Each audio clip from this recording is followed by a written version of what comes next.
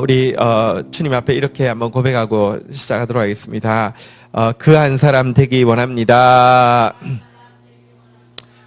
주님 앞에 자격 없지만 내가 영웅이어서 내가 이 세상을 구할 무슨 능력이 있어서가 아니라 정말 자격 없음을 알고 그러나 정말 그 한 사람 되기 원한다고 고백하는 사람 있으면요. 한번 따라하겠습니다. 한 사람이 희망입니다. 우리 옆에 분들을 격려합시다. 당신이 희망입니다. 그 한 사람 있으면 하나님 멸망치 않게 하시겠다고. 그 한 사람 때문에 하나님 말씀의 마지막에 이루어질 수밖에 없는 위대한 부흥의 역사를 이루시겠다고 약속하셨습니다. 그래서 우리의 이 작은 모임이 희망이 있는 것입니다. 왜냐하고 하면 여기에 그 한 사람이 있기 때문입니다. 자, 오늘 우리 이제 내일 말씀 미리 앞당겨서 보는 날인데요. 우리 예레미야서 지금 묵상하고 있고요. 11장 18절에서 23절 비교적 짧은 본문인데 묵상하도록 하겠습니다. 교독하겠습니다. 여호와께서 내게 알게 하셨으므로 내가 그것을 알았나이다. 그때에 주께서 그들의 행위를 내게 보이셨나이다. 나는 끌려서 도살 당하러 가는 순한 어린 양과 같으므로 그들이 나를 해하려고 꾀하기를 우리가 그 나무와 열매를 함께 박멸하자. 그를 살아있는 자의 땅에서 끊어서 그의 이름이 다시 기억되지 못하게 하자 함을 내가 알지 못하였나이다.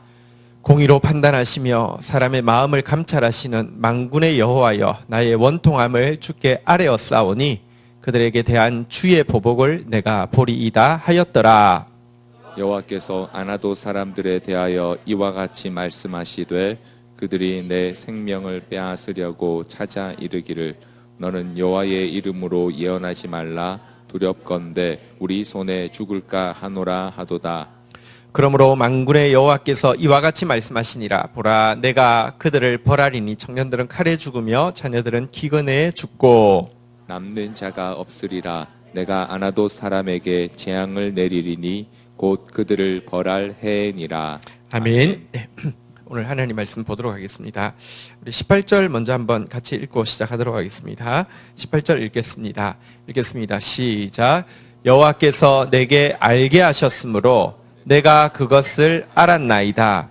그때 주께서 그들의 행위를 내게 보이셨나이다. 한번 따라하겠습니다. 내게 알게 하셨으므로 내가 알았나이다. 내게 보이셨나이다. 19절에 보면 제일 끝부분에 보면 원학은요. 한번 따라하겠습니다. 내가 알지 못하였나이다. 18절로 다시 넘어가시고요. 내가 알지 못하는 것을요. 여호와께서 내게 알게 하시고요. 그 결과 내가 알게 된다고. 내가 보지 못하는 것을요. 여호와께서 내게 보이셨다고 예레미야가 간증하고 있는데 이것은 지금 이제 밑에 내용상으로는 아나돗 사람들의 고향 사람들의 음모를 내가 알지 못했는데 알게 하시고 구체적으로 보여주셨다 그런 말씀인데요. 여기에 나왔던 표현 내가 알지 못하던 것을 알게 하셨으므로 알게 되었다. 이 표현은요. 사실 신앙에서 말씀이 무슨 일을 하는지를 잘 보여주는 표현입니다. 말씀은요. 내가 알지도 못하는 것을 나로 하여금 알게 하는 것입니다. 내가 보지 못하던 것을 하나님께서 내게 보여주시는 것이 말씀의 아주 중요한 기능입니다. 말씀이 모르던 것을 알게 하고 안 보이던 것을 보이게 하는 것을 첫 번째 그 말씀의 이 기능을 뭐라고 하냐고 하면 한번 따라하겠습니다. 분별. 여러분 말씀이 오면 무슨 성경 구절을 다 뽑았더니 무슨 이렇게 다 뽑았더니 복이 있으라 그래서 로또 샀더니 로또 되고 뭐 이런 게 아닙니다. 말씀이 주어질 때 첫 번째 주로 우리 가운데 일어나는 일이 알지 못하던 것을 알게 하시는 것입니다. 보지 못하던 것을 보게 하시는 것입니다. 내 죄가 얼마나 큰지 알지 못했는데 여러분 내 모습이 얼마나 일그러져 있는지 보지 못했는데 알게 하시고 보게 하시고 또 여러분들 알지 못하고 보지 못하면 자기도 보지 못하지만 상황도 보지 못하고 사람도 보지 못합니다. 사람에 대해서 외모로 보고 오해하기도 하고 착각하기도 하고요. 상황에 대해서요. 여러분들 내 마음이 급하니까 여러분 뭐 이렇게 잘 보지 못하던 것이 말씀 앞에 잠잠히 서게 되면요, 알게 되고 보게 되는 분별의 역사가 말씀에 있습니다. 여러분들 말씀을 통하여서 분별할 수 있는 저와 여러분 되시기를 주의 이름으로 축원드립니다. 먼저 분별이 되고 나서요, 그 다음에는 이제 분별되었으면, 예를 들면 저것이 내가 이제 끊어야 될, 저것은 내가 떠나야 될, 저것은 내가 멈춰야 될 일이라고 하면, 그 다음에 주시는 게 뭐냐고 하면 그 상황과 그 사람과 그 문제와 직면할 수 있는, 한번 따라하겠습니다. 용기. 말씀이 두 번째 주로 주시는 것은 첫 번째 분별을 주시고 나서는요, 그 다음에 분별이 됐으면 직면을 해야 됩니다. 사람들이 두렵기 때문에 직면하지 않으려고 합니다. 그런데요, 말씀이 들어오면요, 직면할 수 있는 용기를 주십니다. 보이는 분별, 직면할 수 있는 용기. 직면해서 내가 이제 예를 들면 그 문제를, 그것을 끊었습니다. 그 다음부터는요, 내가 이전과 살던 삶과 다른 삶을 살아야 되는데요, 여러분 한순간 이렇게 여러분들 용기 내는 것은 쉽지만 그 다음에 이제 다른 삶을 살아내는 것은요, 만만치 않습니다. 그런데 말씀에는요, 그런 삶을 살아낼 수 있는, 한번 따라하겠습니다. 능력, 감당할 수 있는 능력을 주십니다. 그런데 이 모든 출발이요, 여러분 감당할 수 있는 능력도, 직면할 수 있는 용기도 출발이 무엇이냐고 하면요, 알게 하시는, 보게 하시는 분별로부터 시작되어집니다. 올해 우리 표가요, 한번 따라하겠습니다. 의의 열매가 가득하리라. 근데 무엇에서부터 이 열매가 맺히기 시작할까요? 사실은요, 말씀이 들어와서 분별되는 것부터 시작합니다. 빌립보서 1장 9절부터 보면 이런 말씀이 있습니다. 한번 보도록 하겠습니다. 빌립보서 1장 9절부터 우리 11절까지 교독하도록 하겠는데요. 내가 기도하노라 너희 사랑을 지식과 모든 총명으로 점점 더 풍성하게 하사, 10절 같이 한번 읽도록 하겠습니다. 시작. 너희로 지극히 선한 것을 분별하며 또 진실하여 허물 없이 그리스도의 날까지. 이 바울은 기도합니다. 하나님, 사랑 안에서 지혜가 생기게 하셔서 지극히 선한 것 분별할 수 있게 하여 주십시오. 그래서 그리스도의 날까지 허물 없이 진실되게 서게 해 주십시오라고 기도하고 있는데요. 왜 이와 같은 분별을 구하느냐고 하면요, 분별이 있어야지. 11절 한번 보실까요? 이게 올해 우리 그 표 성경 구절인데요. 같이 한번 읽도록 하겠습니다. 시작. 예수 그리스도로 말미암아 의의 열매가 가득하여 하나님의 영광과 찬송이 되기를 원하노라. 열매도요, 분별이 안 되면 열심히 하는데 열매 없는 일에 수고하게 되고, 성경은 열매 없는 일에 수고하는 것을 게으르다고 이야기합니다. 잔뜩 열심히 했는데 분별 안 된 상태에서 열심히 하면요, 그래서 지식이 없어 망한다 그랬는데요, 망할 일밖에 못합니다. 그래서 여러분들 겸손히 말씀에 귀 기울일 때 다시 한번 따라하겠습니다. 알게 하셨으므로 알았나이다. 내게 보이셨나이다. 여러분 이 분별이 생겼다는 이 고백이 시작되기를 주의 이름으로 축복합니다. 자, 그 내용이 18절의 내용이 아나도 사람들의 음모였는데요. 고향 사람들의 음모였는데 구체적으로 무엇입니까? 19절에 잘 나와 있죠. 자, 본문으로 가도록 하겠습니다. 우리 같이 한번 읽겠습니다. 시작. 나는 끌려서 도살당하러 가는 순한 어린 양과 같아서 그들이 나를 해하려고 꾀하기를 우리가 그 나무와 열매를 함께 박멸하자. 그를 살아있는 자의 땅에서 끊어서 그의 이름이 다시 기억되지 못하게 하자 함을 내가 알지 못하였나이다. 자, 아나도 사람들의 음모가 여기 나와 있는데요. 여기 우선은 예레미야가 어떤 사람이었는지 이렇게 표현하고 있는데, 끌려서 도살당하러 가는 순한 어린 양과 같으므로 이렇게 표현했습니다. 하나님의 진실한 사람들의 중요한 특징이요, 예수님도요, 도살당하러 가실 때 입을 열지 않았습니다. 그냥 끌려가는 대로 가셨습니다. 예레미야도요, 도살당하러 가는데도 순한 어린 양과 같았다 이렇게 표현하고 있습니다. 하나님이 쓰시는 사람의 아주 중요한 특징은요, 자아가 죽고요, 어린 양과 같이요, 사실은 양과 염소는 어릴 때 보면 새끼 모양은 비슷한데요, 만져보면 여러분 이렇게 내가 대보면 표시가 납니다. 어린 양은요 이렇게 끌려가는 대로 끌려가는데요, 염소는요 고집이 있고요, 또 내 뜻대로 안 되면 새끼라도 들이받습니다. 근데 어쨌든 여기 예레미야는요 정말 끌려서 도살 당하러 가는 순한 어린 양과 같았다, 이렇게 표현하고 있는데요. 특별히 여기 순한 어린 양이라는 표현은 무슨 뜻이냐고 하면, 양 중에 여러분 뭐 옛날에는 애완동물이 뭐 개가 그렇게 활성화되지 않았을 때 집에서 기르는 양 중에서 하도 순해서 밤에서 키우는 가족들이 가족처럼 생각하는 양을 여기 순한 어린 양이라고 이야기합니다. 예레미야가 그 아나돗의 시족들 같은 공동체 사람들에게 평소에 어떤 사람이었는지를 잘 보여줍니다. 정말 사랑스러운, 온 공동체의 그 국민 남동생 뭐 이런 것처럼 동네 남동생, 정말 사랑스러운 존재였는데요.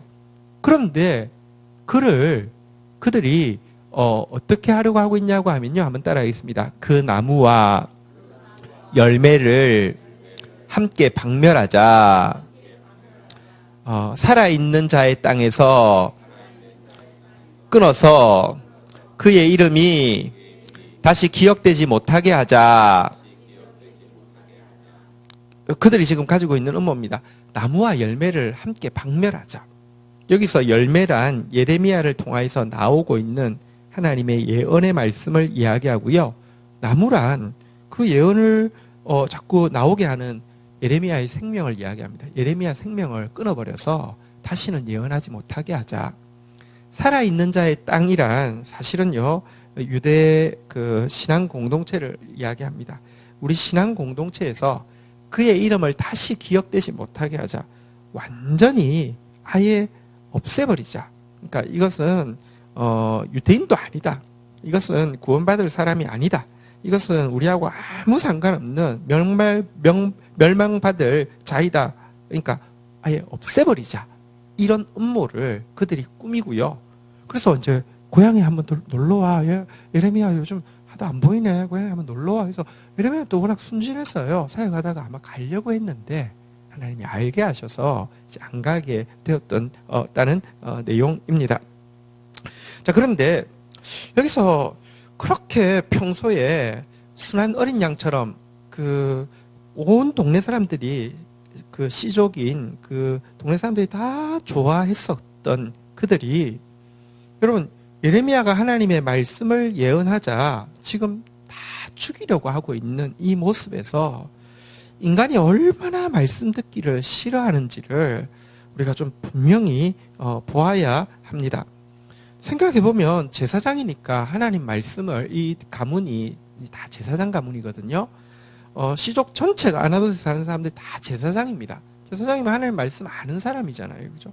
하나님 말씀 아는 사람이면 자기들은 알지만 용기 없어서 제대로 선포 못하고 박해가 두려워서 못하는데, 예레미야가 하나님 말씀을 제대로 전하고 있으니까 마음으로라도 응원해야 될 것 같지 않습니까? 근데 제사장들이 왜 하나님 말씀, 바른 말씀 전하는데 죽이려고 할까요? 그것도 좀 더 생각해 보면, 제사장이라도 어떤 제사장이냐고 하면, 여러분들 그들의 조상은 그 성경에 나온 바로 직계 조상은 제일 위로 거슬러 올라가면 엘리 제사장입니다. 실로에서 성막이 처음으로 정착했을 때 그곳의 대제사장, 그러다가 그 하나님 말씀을 경홀히 여김으로 그 이제 그 자기와 그 아들들 다 죽었던 바로 그 제사장의 후손입니다. 그리고 아비아달 시대에, 다시 말하면 솔로몬이 왕위에 등극할 때에 반역에, 아도니아 반역에 줄을 섰다가, 그렇지만 아버지 다윗 때에 그의 그 이제 아비아달의 아버지인 그 이름이 갑자기 기억이 안 납니다. 네, 아버지가 그래도 다윗과 끝까지 동고동락했던 거 기억하고 멸족하지 않고요. 하나님의 또 사람들은요, 하나님께서 세우신 권위를 그렇게 무시하지 않습니다. 사울은요, 아히멜렉 가문, 바로 이들의 조상이죠. 아히멜렉 가문을 멸절하려고 했는데요. 그 중에 엘라살인가 한 사람이 살아남았습니다. 근데 끝까지 다윗을 섬긴 거 기억하고 또 하나님이 세우신 제사장이니까 멸하지 않겠다고 하면서 아나돗으로 유배를 보낸 그래서 그냥 제사장이란 이름만 가지고 밥 빌어 먹고 살게 된 제사장이었습니다. 예를 들어 중앙에 예루살렘에서 권력을 누리고 있고요. 그리고 막 명예를 얻고 있는데 예레미야가 이들의 권력과 이 명예에 대해서 비난하는 말을 하며 발끈해서 할 수 있지만 어떤 의미에서 쥐꼬리 같은 권력밖에 없고요. 쥐꼬리 같은 명예밖에 없는 낙향에 있는 제사장 가문인데도요. 여러분 예레미야가 바른 하나님 말씀할 때요. 그나마 남아있는 그 쥐꼬리 같은 자기들의 권리, 그래도 제사장임네 했는데 제사장의 권리가 침해당하는 거, 그나마 남아있는 마을의 명예, 제사장 마을임네 했는 그 명예가 조금이라도 침해당하는 것이 얼마나 싫었던지 자기 진짜 순한 양같이 생각했던 그 예레미야를요 속여서 죽이려고 하는 모습 보면 우리가 얼마나 하나님의 말씀을 듣기 싫어하는지를 소스라치게 놀라면서 보게 됩니다. 이 아나돗 사람들의 모습이 다른 사람의 모습이 아니라 우리 속에 되게 철저히 있습니다. 여러분 어떻게 하면 말씀이 들리기 시작할까요? 들리려고 하면요, 첫 번째 내가 얼마나 말씀을 싫어하는 존재인지를 오늘 아나돗 사람들처럼 말씀 때문에 말씀을 없애기 위해서 말씀 듣기 싫으니까 말씀이 나오는 나무인 예레미야까지 죽이고 싶어하는 아나돗 사람이 바로 나임을 인정하는 것부터 여러분 이 문제가 풀리기 시작합니다. 성경에 보면요, 예레미야 22장 21절에 보면요, 이렇게 우리의 모습에 대해서 이야기하고 있죠. 같이 한번 읽도록 하겠습니다. 같이 읽겠습니다. 시작. 내가 평안할 때에 내가 내게 말하였으나 내 말이 나는 듣지 아니하리라 하였나니 내가 어려서부터 내 목소리를 청종하지 아니함이 내 습관이라. 하나님은 우리의 상태에 대해서 무엇이라고 이야기냐고 하면요, 한번 따라하겠습니다. 어려서부터 내 목소리를 청종하지 아니함이 내 습관이라. 말씀 안 듣는 게 아예 습관이라고 이야기하고 있습니다. 나는 듣지 아니하리라. 어려서부터요, 습관이 아예 하나님 말씀 듣지 않으려고 하는 게 습관이라고 그랬는데 남 이야기하는 게 아니라 나 이야기하는 것입니다. 그럼 이게 인정이 돼야 됩니다. 안 듣는 게 습관입니다. 듣기 싫습니다. 정말 듣기 싫습니다. 할 수만 있으면 안 들으려고 합니다. 목회자가요, 솔직히 말해서 예배, 예를 들면 노예를 하든지 무슨 어떤 집회를 하면요, 예를 들면 우리가 글로벌팀 행사 캠프를 하잖아요, 그죠? 설교 시간에 제일 자세 안 좋은 사람은 명확하게 전도사거나 인솔해 온 목사들입니다. 교사보다 훨씬 안 좋습니다. 듣기 엄청 싫어합니다. 무슨 목회자들 모임에 가도 설교가 있잖아요, 그죠? 목회자들 앉혀놓고 설교하기 제일 힘든 게 아무도 안 듣습니다. 아무도 딴짓하고요. 말씀 듣는 거 아예 우리가요 싫어한다니까요. 그래서 목회자들이 솔직히 말해서 예배 한번 합법적으로 빠질 수 있으면요 완전 횡재예요. 말씀 듣는 것처럼 싫은 게 없는데 말씀 안 들어도 되니까. 그럼 진짜 남 이야기 아닙니다. 말씀 목소리 청종하지 않는 게 우리 습관입니다. 후천적인 습관 정도가 아니라 이사야서 48장 8절에 보면요, 이렇게까지 이야기하죠. 우리가 왜 말씀 그렇게 안 듣느냐? 이사야서 48장 8절 한번 가보시죠. 같이 한번 읽도록 하겠습니다. 읽겠습니다. 시작. 내가 과연 듣지도 못하였고 알지도 못하였으며 내 귀가 옛적부터 열리지 못하였나니 이는 내가 정령 배신하여 모태에서부터 내가 배역한 자라 불린 줄을 내가 알았습니다. 여러분 왜 듣지 않는 줄 아십니까? 왜 하나님 말씀 알지 못하는지 아십니까? 왜 귀가 안 열리는 줄 아십니까? 어려서부터 습관이 돼서 그런 것도 있는데요. 습관을 떠나서 모태에서 우리 DNA부터가 여러분 하나님 말씀에 배신하고 반역하는 게 하나님 말씀 딱 들으면 일단 반감이 생기고요. 하나님 말씀 딱 들리면요. 일단 여러분 그냥 배신하고자 하는 게 아예 DNA 속에 있다고 이야기하고 있습니다. 이게 우리라는 게 인식이 되어야 합니다. 내가 그런 존재이며 또한 같이 하나님 앞에 서려고 몸부림치는 교인들 역시 그런 존재임이 서로 간에 인정이 되어야지만 여러분 이 문제가 해결될 수 있습니다. 그래서 우리 지난 몇 주간 지금 보고 있는 말씀 중에서요. 그냥 이거는 성경 그대로이지만 한번 따라하겠습니다. 말로만 하면 고치지 않습니다. 알아도 따르지 않습니다. 잠언 29장 19절 말씀이죠. 말로만 하면 안 고칩니다. 알아도 안 따릅니다. 왜? 습관이요. 말씀 안 듣는 게 습관이고요. 왜? 깨닫지 못하고 귀가 열리지 않는 것은 DNA부터 아예 말씀에 대해서는 배신 DNA가, 배반 DNA가 차지하고 있기 때문입니다. 아니, 제사장인데 어떻게 이럴 수 있어? 아니, 이렇게 말하자면 실각하면 야당이 되잖아요. 그죠? 보통은 그렇잖아요. 그죠? 야당이면 지금 어쨌든 예레미야의 말이 정치적으로 이야기하면 여당을 공격하는 거잖아요. 권력 있는 자들을 막 책망하는 거잖아요. 그럼 야당이면 상식적으로도 잘한다 이럴 것 같지 않습니까? 아니요. 하나님 말씀에 대해서는요. 여러분 조금이라도 그것이 내 쥐꼬리만한 자존심, 내 쥐꼬리만한 권리, 내 쥐꼬리만한 이익을 건드려도요. 하나님 말씀에 대해서는요. 욱하고 나오는 것이 본성인 게 내 모습이고 여러분 모습입니다. 이 사실을 이게 인정이 되어야지만 고칠 수가 있습니다. 참 너무 가슴 아프기도 하고 참 부끄럽기도 한데 이렇게 아는 한 목회자가 설교 듣는 거를 너무 강조를 하고 또 설교 준비하는 걸 너무 강조를 해서 자기 설교를 반드시 교인들 전부 다 3번씩 들으라고 이야기를 하고요.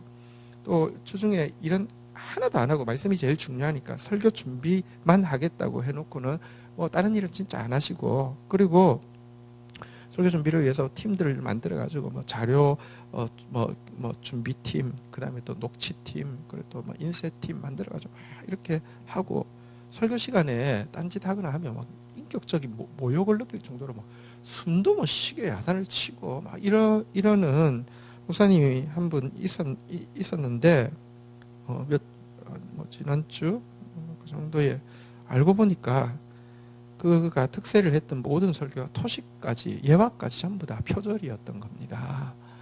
그러니까 이 보세요. 나는 들아 이야기하지만 나는요 말씀이 안 들립니다. 또 사실 듣고 싶지 않습니다. 하나님 말씀 뭔지 모르겠습니다. 그러니까 그럴싸한 것을요 그대로 표절을 해가지고는요 그러면서도요 사람이요 우리 속에 참 뭐랄까요 그러면 부끄러운 줄 알아서라도 못할 것 같죠. 아니요 사람이 참 영적인 존재이기 때문에 나도 내가 하는 일을 나도 모르게 돼 있습니다. 말씀대로 안 따라하면요 하나님 말씀대로 안 따라하면요 결국 사람 방식대로 하게 돼 있고요. 사람 방식은요 뒤에는 사단이 있습니다. 일단 남 이야기가 아니라 우리 이야기인 거 아나도 사람들의 이야기가 아니라 내 이야기인 거 내가 이렇게 말씀을 싫어하는 사람입니다. 내가 이렇게 말씀 듣는 것이 싫은 사람입니다. 이게 인지가 되어야 합니다. 여러분 그런데도 우리한테 피할 구멍이 있습니다. 그런데도 종교에는요 말씀 안 듣고도 피할 수 있는 구멍이 있습니다. 그게 뭐냐고 하면 제사의식입니다. 우리 오늘 본문 금요일 본문에도 나왔었잖아요. 11장 15절에 보시면요. 이스라엘 백성들은 끝까지 뭐 하고 있었습니까? 11장 15절 오늘 본문 가볼까요? 예레미야 11장 15절 같이 한번 읽도록 하겠습니다. 읽겠습니다. 시작. 나의 사랑하는 자가 많은 악으로 음모를 꾸미더니 나의 집에서 무엇을 하려느냐? 거룩한 제물 고기가 내 재난을 피할 수 있겠느냐? 그때 내가 기뻐하겠느냐? 여러분 얼마든지 하나님 말씀 안 듣고도 거룩한 제물 고기로 하나님께 입막음을 얼마든지 할 수 있다고 자꾸 생각하는 종교의식으로 말씀을 얼마든지 대체할 수 있다는 착각이 우리 속에 엄청나게 강하게 들어 있습니다. 대부분의 종교, 기독 예배 교회에서요, 솔직히 말씀과 의식 중에서요, 의식이요, 99를 차지하고 말씀 1도 안 되는 경우가 대부분일 수 있습니다. 그냥, 여러분, 성경 안 읽습니까? 읽습니다. 설교 안 합니까? 합니다. 근데요, 의식을 위한 불가피한 순서이지, 말씀이 아니라, 의식 자체가 얼마든지 말씀을 대체할 수 있는 종교로 만들어 놓았습니다. 성경은 명백히 이야기하죠. 제사를 원하는 게 아니라 순종을 원한다. 내 말 듣는 것을 수양의 기름보다 더 원한다. 다시 말하면 말씀 듣고 순종하는 것이 의식보다 훨씬 더 중요하다고 이야기하지만 우리가 지금 예레미야서를 읽고 있는데요. 끝까지 이스라엘 백성들은 아니라고 주장합니다. 예레미야 7장 22절부터 우리가 읽었던 내용인데요. 한번 확인해 볼까요? 만군의 22절부터 한번 볼까요? 21절의 내용은 나한테 드리는 제물 고기, 불고기니까 너희 다 처먹어. 나한테 바치지 말고 너희 다 처먹어. 뭐 그런 내용이었습니다. 왜? 자, 22절부터 교도하겠습니다. 사실은 내가 너희 조상들을 애굽 땅에서 인도하여 낸 날에 번제나 희생에 대하여 말하지 아니하며 명령하지 아니하고 23절 읽겠습니다. 시작. 오직 내가 이것을 그들에게 명령하여 이르기를 너희는 내 목소리를 들으라. 그리하면 나는 너희 하나님이 되겠고 너희는 내 백성이 되리라. 너희는 내가 명령한 모든 길로 걸어가라. 그리하면 복을 받으리라 하였습니다. 주님이 주신 것은 딱 두 가지입니다. 한번 따라하겠습니다. 너희는 내 목소리를 들으라. 너희는 내가 명령한 모든 길로 걸어가라.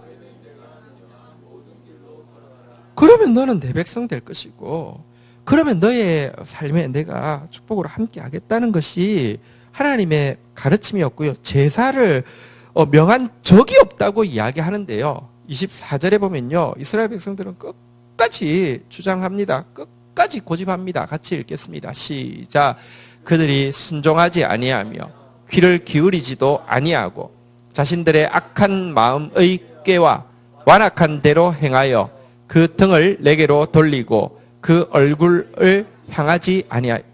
여기 악한 꾀가 오늘 본문에 보면 거룩한 제물 고기로 하나님 입막음할 수 있다고, 하나님 틀어막을 수 있다는 게 악한 꾀잖아요. 이거나 잡수시오 하고는요 등은 돌리고요 하나님 말씀은 죽어도 안 듣는 모습이 유다의 모습이다라고 하나님이 탄식하고 있는데요. 이처럼 정말 하나님 말씀 듣지 않으려고 하고요. 말씀 듣는 대신에 엄숙한 종교의식, 엄청난 그에게 제물로, 예물로, 헌금으로 대체하려고 하는 모습을 여러분들 그 시대에 사람들이 가지고 있었고 지금도 가지고 있습니다. 이처럼 사람은요 하나님 말씀 듣기를 죽어도 싫어하는데 하나님은요 말씀으로 행하시기를 죽어도 원하시는 분이시라는 것이 문제입니다. 하나님의 이름이 무엇입니까? 요한복음 1장 1절에 대체 말씀이 계시니라. 이 말씀이 하나님과 함께 하셨으니 한번 따라하겠습니다. 이 말씀이 곧 하나님이시라. 하나님은 말씀입니다. 여러분 하나님은요 말씀으로 하기를 원하십니다. 호세아서 8장 12절에 보면요 하나님이 무슨 이런 말씀까지 있습니다. 여러분 이런 거 들어보셨습니까? 한번 같이 읽도록 하겠습니다. 읽겠습니다. 시작. 내가 그들을 위하여 내 율법을 만 가지로 기록하였으나 그들은 이상한 것으로 여기도다.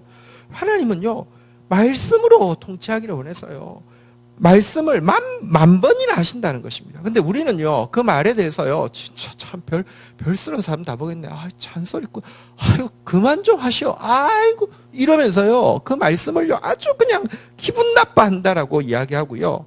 우리는 그렇게 말씀을 기분 나빠하는데 하나님은 이게 모두가 달라도 너무 달라서 말씀으로 만 번이나 또 말씀하고 또 말씀하고 또 말씀하고 말씀으로 한다고 이야기합니다. 여러분 성경에 훈계가 있습니다. 징계를 이야기합니다. 말씀이 아니라 징계로 하겠다는 경고가 예레미야에 가득합니다. 그런데요 그 경고 속에도요 하나님이요 워낙에 훈계 스타일 그냥 조금만 잘못하면 벼락을 때리고요. 이 훈계 스타일을 좋아하는 하나님이어서 훈계를 이야기하는 게 아니라 훈계 스타일이 아니기 때문에 훈계를 이야기한다는 사실을 알아야 됩니다. 그래서 이번에는 진짜다. 확 엎을 것이다. 뽑혀서 던져버릴 것이다. 정말 무시무시한 진노가 있을 것이다. 이야기를요. 예레미야가 예언을 몇 년 동안 했냐고 하면 40년 동안 했습니다.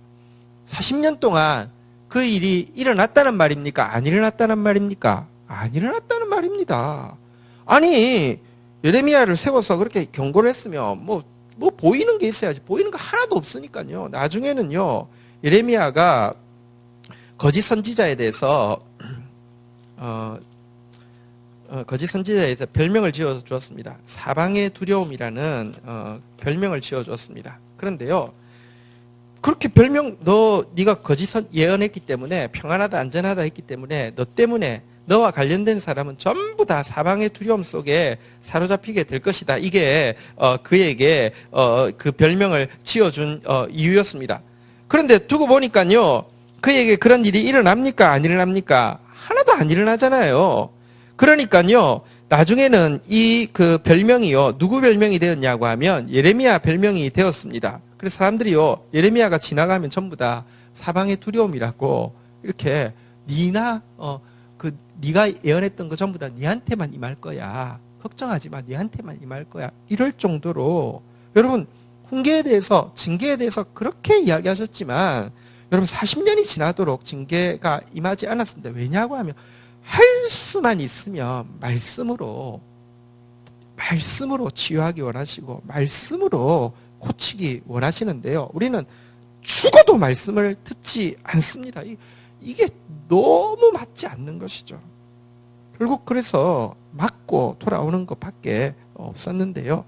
우리가 왜 이렇게 말씀을 듣기 싫어하는가 이유를 좀 한번 우리 내면을 좀 파보는 시간을 좀 가지겠습니다. 아까 말씀을 대체하는 게요. 기독교는 말씀의 종교인데 자꾸 기독교를 의식 종교로 바꾸려고 하는 노력이 그 본능이 엄청 강합니다. 여러분 교회 가서요 숨도 못 쉬는 분위기에 엄숙한 분위기에 무시무시한 분위기 가서요 예배 드리고 나오면요 내용은 하나도 기억 안 나는데 엄청 만족감이 있습니다. 내가 거룩한 예배를 드리고 와가지고 뭔가 그냥 괜찮을 것 같은 의식 종교와 말씀 종교는요 완전히 다른 것입니다. 의식 종교 속에는요 기본적으로 의식 종교는 달리 이야기하면 공로 종교고요. 말씀 종교는 기본적으로 은혜의 종교입니다.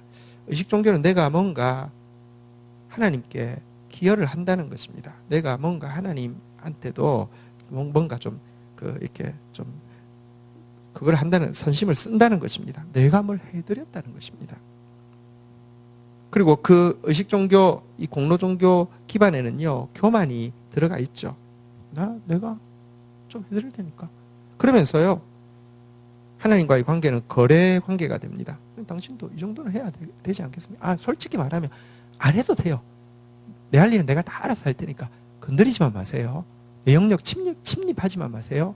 이 영역은 내가 알아서 할 테니까 오지 마세요. 오지 마세요. 집에 오지 마세요. 이게 여러분 의식 종교입니다. 그리고 의식 종교 속에는 교만이 들어 있습니다. 그러나 말씀의 종교라는 것은요. 하나님의 말씀이 들리기 시작하면 알아지기 시작하고 보이기 시작하면요. 내 죄가 알아지고 보이고 나면요. 여러분 내가 그럼에도 불구하고 용서받고 사랑받고 하나님 앞에 설 수 있다는 것은 은혜밖에 길이 없다는 사실을 알게 되고요. 그러니까 진짜 말씀의 종교 하나님의 말씀이 제대로 들리면 겸손할 수밖에 없고요. 하나님과 더 이상 거래하려고 하는 것이 아니라 하나님을 사랑하는 것 외에는 내가 할 수 있는 것이 아무것도 없음을 고백하는 신앙으로 바뀌게 되는데요. 왜 말씀 듣기 싫으냐? 교만하기 때문입니다. 내가 아직 괜찮다고 생각하고요. 내가 하나님하고 거래할 수 있다고 생각하고요. 내가 하나님 앞에 내세울 공로가 있다고 생각하기 때문에 말씀이 듣기 싫습니다. 이 교만이 꺾어져야지 말씀이 들리기 시작합니다. 또 한 가지는요. 하나님의 말씀이 안 들리는 중요한 이유가 있습니다. 그것은 오해 때문입니다. 마태복음 22장 29절에 보면 하나님께서 이런 말씀, 예수님께서 이런 말씀을 하셨는데요. 한번 볼까요? 마태복음 22장 29절 한번 보도록 하겠습니다. 같이 읽겠습니다. 시작. 예수께서 대답하여 이르시되 너희가 성경도 하나님의 능력도 알지 못하는 고로 오해하였도다. 여러분, 내가 누군가에 대해서 오해하고 있는데요. 오해하고 있는 사람이 나한테 와서 무슨 말을 하려고 하면 됐어 하고 아예 듣기 싫고요. 여러분들 그냥 튕겨내게 되죠. 많은 경우 우리는요, 하나님 말씀을, 여기 보니까요, 한번 따라하겠습니다. 성경을 알지 못하는 고로 오해하였도다. 하나님의 능력을 알지 못하는 고로 오해하였도다. 성경을 진짜 모릅니다. 그러면서도요, 우리는 하나님에 대해서 어떤 이미지가 있고요. 그 이미지가 솔직히는요, 절대자기 때문에 어떻게 내가 할 수는 없지만 솔직히 싫습니다. 그래도 그냥 절대자니까 거기 계세요. 뭐 어쩔 수 없죠. 근데 그분이 싫은데 자꾸 나한테 말을 걸어오면요, 엄청 부담스럽고요. 그러니까 내가 오해하고 있는 사람이 나한테 말하려고 됐어. 저리 가. 이렇게 되는 것처럼요. 하나님 말씀 오해하고 있기 때문에, 성경을 모르기 때문에 하나님 말씀이 진짜 싫은 것입니다. 여러분, 하나님의 능력은 뭘까요? 기적을 행하는 게 하나님의 능력일까요? 하나님은 능력이라는 표현도 쓰지만 전능이라고도 표현합니다. 그냥 진짜 Almighty God, 정말 하나님, 근데 능력이 뭘까요? 하나님의 능력의 핵심은요, 무엇이냐고 하면, 여러분, 전능한 아버지, 위대한 아버지의 힘, 이렇게 해서 기사가 났다고 하면, 헤드라인이 위대한 아버지의 힘 해서 기사가 났다고 하면 밑에 내용이 뭘 것 같습니까? 만수르가 아들을 위해서 만수르 아들이 이름이 뭐라고요? 억수로라면서요? 예, 근데 억수로한테 돌 지났는데 선물로 200억짜리 보트를 사주었다. 이런 걸 기사를 딱 써놓고는 위대한 아버지의 힘, 이렇게 기사가 나오겠습니까? 그렇게 안 나오겠죠. 위대한 아버지의 힘, 이런 것은 보통 이럴 때 나오죠. 안에 아이가 있는데 불이 났어요. 이거 너무 위험한 상태예요. 소방관들은 절대 못 들어가게 하는데 아버지가 그냥 몸을 던져서 뛰어 들어가서 아이를 건져내고, 예를 들면 거기서 불을 다 죽었다 할 때 위대한 아버지의 위대한 아버지의 힘, 이렇게 나오잖아요. 성경에 하나님의 전능을 자꾸 기복적으로 생각합니다. 내 원하는 거 좀 내가 종교 의식을 자꾸 해드릴 테니까 일단은 보통 때는 그냥 아무 말 하지 말고 있으세요. 내가 알아서 할 테니까 아무 말 하지 말고 있으세요 하면서도 가끔은요, 어떤 때 당신 전능하시다며, 내가 그동안 쓴 돈이 얼만데, 쓴 시간이 얼만데, 그렇게 드셨으면 당신의 능력으로 한 방만, 내가 많이 부탁한 적도 없잖아. 인간적으로 그렇게 받아 드셨으면 한 번은 도와줘야 될 거 아니야. 그 전능으로 한 방 억수로 한 번 나한테 달라고, 이럴 때 쓰는 것을 하나님의 전능이라고 생각하는데요. 하나님의 전능이 뭐냐? 죽을 수밖에 없는 자녀인 우리를요, 건져내기 위해서요, 자기를 희생하는, 그게 그래서 하나님의 능력이라 하나님의 사랑을 이야기합니다. 근데요, 대부분 너무 오해하고 있습니다. 하나님이 너무 싫습니다. 무시무시한 잔소리꾼이기도 하고요, 엄청난 폭군이기도 하고요. 그러니까 일단 말하는 것 자체가 싫습니다. 여러분이 가지고 있는 성경 지식들은요, 대부분요, 대단히 얄팍한 교리적 지식이고요. 여러분이 가지고 있다고 하는 교리적 지식은 대부분 아주 얄팍한 선악과 지식입니다. 이건 잘못됐고, 이것 가지고요, 선악과 먹지 말라고 했는데, 그러면 정령 죽는다고 했는데요, 조금 종교적인 사람은요, 얼마나 판단을 잘하는지, 그래서 저건 지옥 갈 거, 저거는 요 놀이, 선악과 놀이만 잔뜩 하고 있는 게 성경인 줄 압니다. 성경을 한 번도 안 봐서 그래요.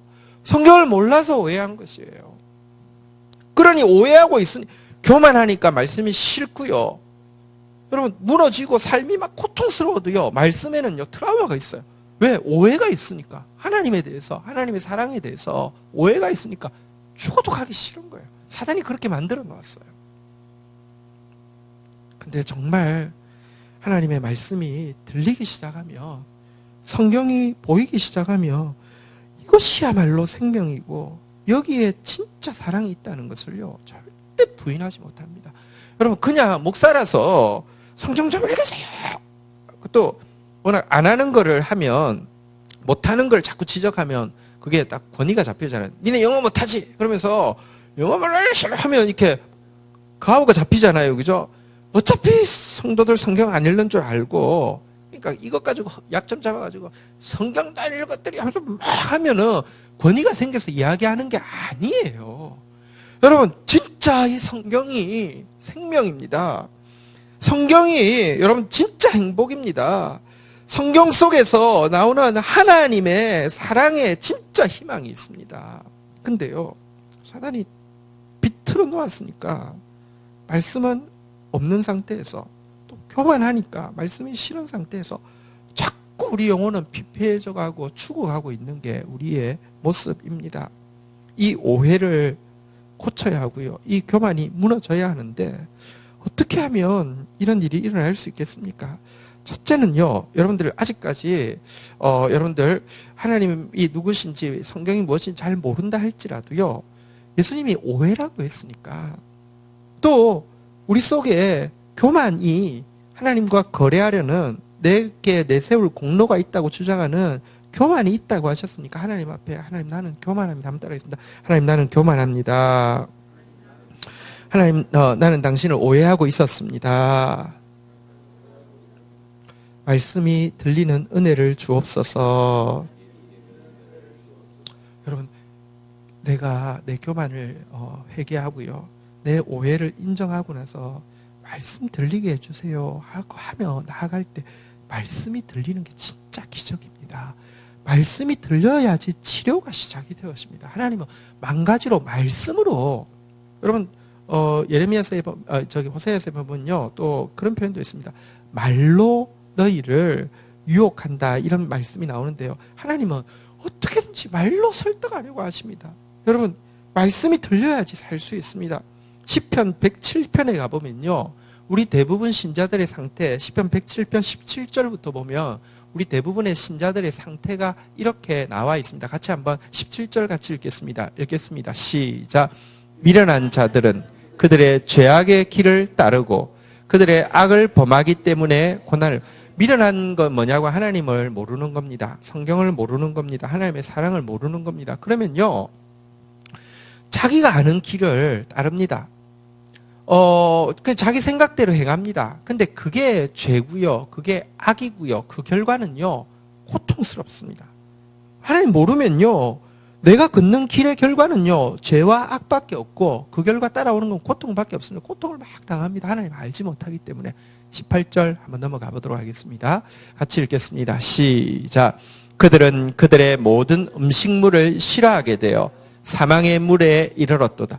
여러분 그리고 이렇게요. 하나님 알지 못해서 내가 막 인생길을 내 방식으로 나름으로 걷다 보면요. 고통스러운데요. 그 고통이 극해지면요. 음식도 싫어지고요. 딱 죽고 싶습니다. 그냥 죽겠어. 죽고 싶어. 이런 마음밖에 안 듭니다.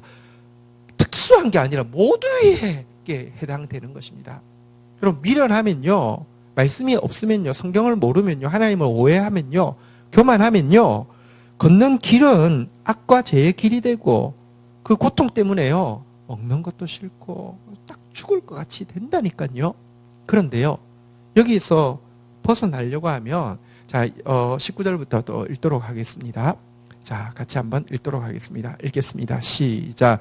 이에 그들이 그들의 고통 때문에 여호와께 부르짖음에 그가 그들의 고통에서 그들을 구원하시되. 근데요 그때 우리가 그 고통 때문에 깨닫지는 못하지만 일단 기도라도 시작이 됩니다. 오늘 제가 기도를 가르쳐 드렸습니다. 다시 한번 따라하겠습니다. 주여 내가 교만했습니다. 주여 내가 오해했습니다. 주여 말씀이 내게 들리게 하옵소서. 여러분 진짜 풀리려고 하면 이 기도밖에 없습니다. 내가 교만했다고, 내가 당신을 오해했다고. 근데 여러분 하나님은 인격적이기 때문에 결국은 여러분 이렇게 기적으로 나타나가지고 하지 않습니다. 인격적이라는 것은 말씀으로 하신다는 것입니다. 말씀으로 찾아와야지 문제가 해결이 되지 않습니까? 저는 한국 교회에서 쓰는 용어 중에서 참 한 가지가만 고쳐줘도 많은 것이 고쳐지리라고 생각합니다. 여러분, 교회 좀 다닌다는 사람들은 항상 쓰는 말이 있습니다. 언제 예수님을 인격적으로 만났습니까? 이런 말 참 많이 써요. 믿지 않는 사람들은 무슨 말인지 감이 안 잡힙니다. 보이지 않는데 무슨 인격적으로 만났다는 이야기를 하는데, 우리 기독교는 꼭 씁니다. 언제 하나님을 인격적으로 만났습니까? 근데 여기서 뜻하는 바는, 지금까지의 뜻은 뭐냐고 하면, 하나님 진짜 살아계시네? 하나님 진짜 살아계셨구나. 이 감정을, 이 신임재 의식을 느끼는 것을 인격적으로 만났다라고 표현합니다. 예, 그것도 인격적으로 만난 것일 수 있는데요. 근데 그건 엄밀하게 생각하면 이런 겁니다. 그냥 사무실에서 같이 있었는데, 아니면 학교에서 같이 있었는데, 어느 날 갑자기 남자로 보여요. 어느 날 갑자기 여자로 보여요. 이 순간은 중요하죠, 그죠? 하나님이 존재하지 않는 분이 아니라 실존하는 분인데, 어느 날 갑자기 하나님이 보여요. 근데 여러분, 이 상태가 과연 인격적인 이 남녀의 교제가 시작된 걸까요? 어느 날 갑자기 남자로 보여가지고 그냥 남자네, 죄송합니다, 그래서 자버렸어요. 여러분, 그게 인격적인 관계였을까요? 인격적인 관계란 그 남자로 딱 눈 보이거나 여자로 보이는 순간은 참 중요하지만, 그래서 궁금해서 저녁에 시간 있어요? 이렇게 이야기해가지고 차를 한잔하면서 이야기를 하기 시작하고, 이야기가 쌓이기 시작하고, 이야기를 통해서 서로를 알아가기 시작하면서 맺어지는 관계를 인격적인 관계라고 하잖아요. 근데 기독교에서는요, 인격적으로 언제 만났습니까가, 하나님 살아계시네? 이 순간까지만을 이야기합니다. 그거는 인격적인 게 아니에요. 그건 사실은요, 어떤 의미에서 그냥 감정적인 부분일 수 있어요. 실존했던 거를 이렇게 되는 순간이고요. 인격적이라는 것은요, 하나님을 말씀으로 아는 순간. 그러니까 언제 하나님을 인격적으로 만났습니까? 이 말의 뜻이, 인격이라는 게 서로 대화니까 하나님의 말씀이 보이고 들리기 시작하는 순간을 인격적으로 만났다라고만 이야기해도요, 한국 교회가 많이 바뀔 거예요. 왜냐고 하면 말씀을요, 인격적으로, 말씀을 통하여서 인격적으로 우리에게 찾아오시는 주님을 만나본 적이 거의 없기 때문에 그래요. 우리의 부르짖음이요, 하나님 앞에서 이렇게 부르짖음이요, 다른 게 아니라, 그러니 하나님 한 번 더 살아계신 것을 보여주시옵소서, 이게 아니라, 그러니 하나님 이번 한 번만 기적을 베풀어 주시옵소서, 이게 아니라, 진짜 여러분들 기도 제목이 무엇이냐? 다시 한번 따라하겠습니다. 주여, 내가 교만했습니다. 주여, 내가 오해했습니다. 주여, 당신의 말씀이 들리게 하옵소서. 이게 부르짖음의 내용이 되어야 됩니다. 보실까요? 20절 한번 보시죠. 여러분들, 무엇이 치유가 시작되냐? 이어지는 20절 같이 한번 읽도록 하겠습니다. 읽겠습니다. 시작. 그가 그의 말씀을 보내어 그들을 고치시고 위험한 지경에서 건지시는도다. 하나님 인격적이시기 때문에요, 부르짖으면 고쳐주시는데 어떻게 고쳐주시느냐 한번 따라하겠습니다. 그의 말씀을 보내어. 말씀이 들어와야지 수술이 시작됩니다. 그리고는요, 말씀이 들어와야지요, 분별이 되니까요, 이게 얼마나 죽을 곳이었는지, 이게 얼마나 망할 길이었는지, 이게 얼마나 끔찍한지를요 알고 그 지경에서 벗어날 수 있도록 해주시는 것입니다. 말씀이 결국은 여러분들, 이 오해가 깨어지려고 하면, 교만이 꺾어지려고 하면요, 사실은 말씀이 들어와야 합니다. 여러분, 부르짖으십시오. 제발 말씀이 들릴 수 있도록, 제발 인격적으로 주님과 교제할 수 있도록. 기적 중에 기적이 무엇인지 아십니까? 21절에 보시면요, 같이 한번 읽도록 하겠습니다. 같이 읽겠습니다. 시작. 여호와의 인자심과 인생에게 행하신 기적으로 말미암아 그를 찬송하리로다. 여기서 말하는 인생에 행하신 기적은 말씀을 보내주신 것을 이야기합니다. 왜냐하면 이게 문단에 마치는 것인데요, 뒤에 기적이 나오는 게 아니라 기적을 행하셨다는 것입니다. 기적이 뭐냐? 기적 중에 기적이 뭐냐? 생각해 보십시오. 온 우주를 말씀으로 창조하신 그 하나님, 그리고 그 하나님의 말씀이, 아니, 자기 창조보다 더 어려운 것은 망가진 것 쓸어버리는 거 하나님께는 일도 아닙니다. 여러분, 솔직히 하나님께 징계, 하나님께서 재앙 멸하시는 거 어려운 일일까요? 일도 아닙니다. 그런데 하나님 끝까지 말씀하시면서요, 결국은 살리시기 위해서 자기 아들까지 희생시키시는, 자기 아들까지, 그 부자 주인 비유에 보면요, 청지기들이 청지기는요 주인 아니잖아요. 주인한테 맡아서 일하는데요, 소출을 낼 때가 되어서 종을 보내었더니 자꾸 죽이는 겁니다. 하나를 보내니까 죽이고, 두 번째 보낸 또 죽이고, 세 번째 보내도 죽이니까요, 주인이요 그 정도 되면요 쓸어버리면 되지 않겠어요. 주인이 뭐라고 이야기하는 줄 아십니까? 대책이 않습니다. 내 아들을 보내면 존대할 것이다. 내 아들을 보내야 되겠다. 아들을 보냈더니, 종들은 사실은요, 제가 정확하게 이야기하면 모욕하고 막 돌로 던지고 막 때리고 이래서 쫓아보냈는데, 아들을 보냈더니 죽여버렸습니다. 말씀을 보냈더니 죽여버렸습니다. 우리가 말씀을 얼마나 죽이는지 아십니까? 얼마나 싫어하는지 아십니까? 그런데도요, 그 말씀을 보내주시고 결국은 그 말씀의 씨앗이 살아남게 하셔서 나같이 교만한 사람에게 말씀이 들리게 하시고 우리같이 무지한 사람에게 말씀이 들어오게 하시는 게 기적 중에 기적입니다. 가장 구해야 될 기적이 무엇이냐? 하나님, 기적을 일으켜주세요.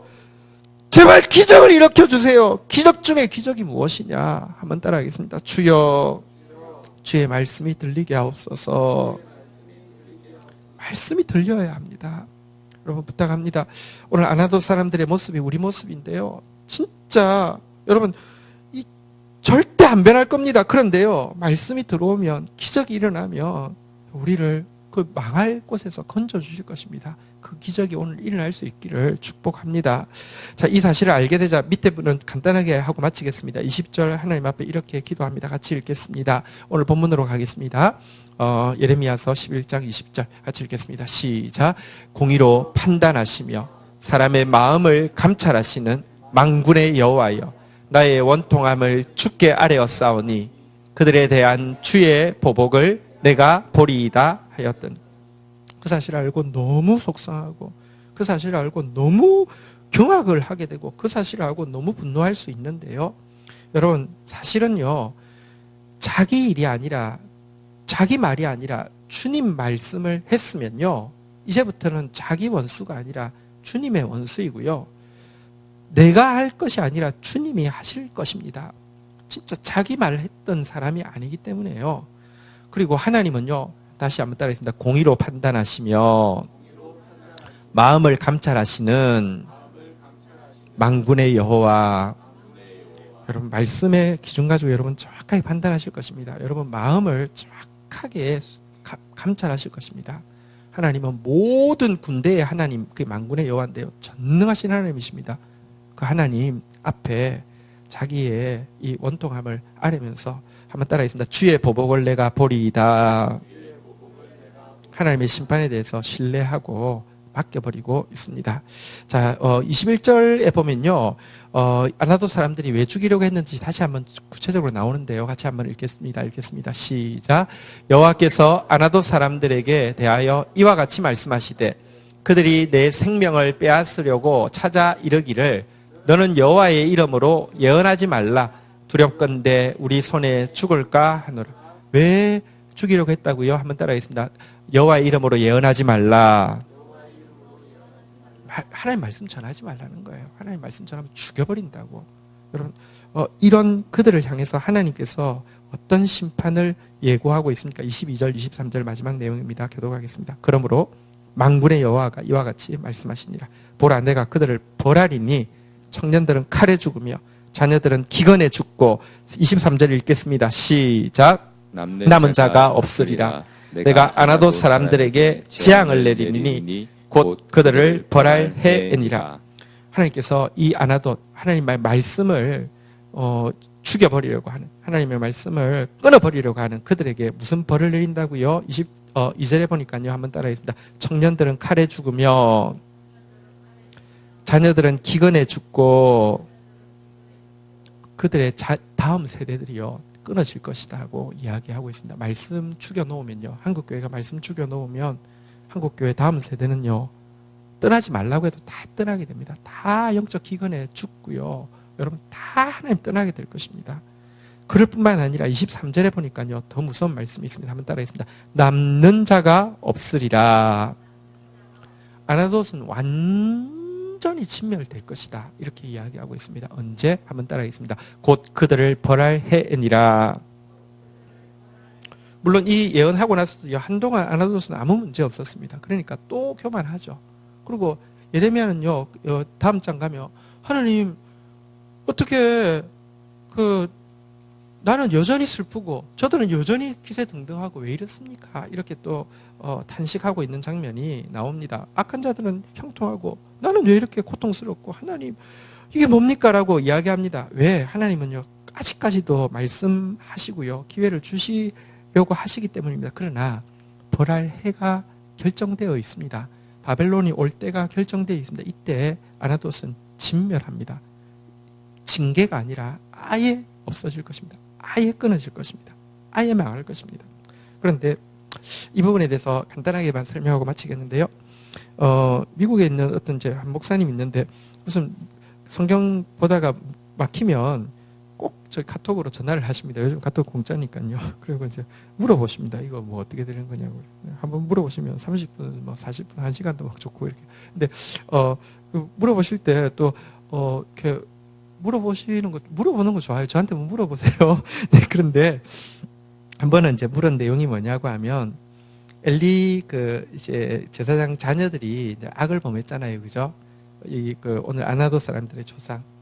그런데 그들의 죄로 말미암아 그들의 자손들에게 이제 심판이 있을 것에 대해서 이제 예언하는 그런 장면을 누가 보고는 목사님한테 물어봤다는 것입니다. 왜 성경에 보면 부모의 죄로 인하여서 자식을 심판하지 않는다고 이야기했는데 왜 이 사람들의 악으로 인해 가지고 그 자손들까지 심판을 받게 됩니까? 이건 불공정한 거 아닙니까? 이렇게 물어봤다는 것입니다. 이렇게 물어보니까 딱히 뭐라고 답해 줄지 몰라가지고 그래서 전화를 걸었어요. 그래서 제가 이제 설명을 해줬어요.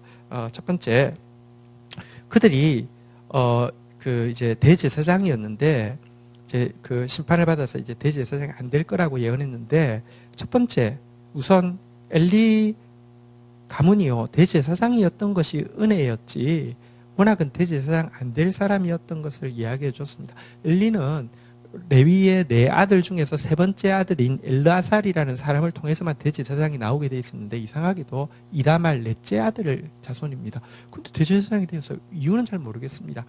그들이 지금 대제사장에서 폐위가 될 것을 예언했는데 그거는 있던 권리를 빼앗기는 게 아니라 워낙 없었던 권리인데 은혜로 주어진 것인데 원치 않은 것이다. 이걸 이야기했고요.